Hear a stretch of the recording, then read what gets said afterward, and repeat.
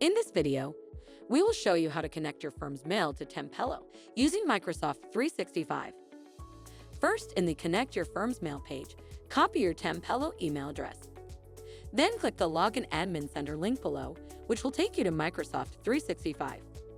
Please note, you must have admin access to your Microsoft 365 account to complete this setup. On the left toolbar, select Show All. Then click Exchange below. Select Mail Flow and then Rules from the drop-down menu. Click Add a Rule. Then create a new rule. Name the rule Tempello. Then from the Apply this rule if drop-down, select Apply to all messages. From the Do the Following menu, choose Add Recipients. Then select to the BCC inbox. You will then paste the unique Tempello email address into the recipient section and make sure to click on the email address to add it. Then hit Next. Next. And finish.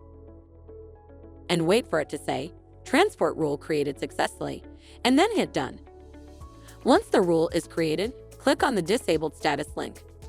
Switch the toggle to Enabled in the pop-up menu and wait for it to say Rule Status Updated Successfully.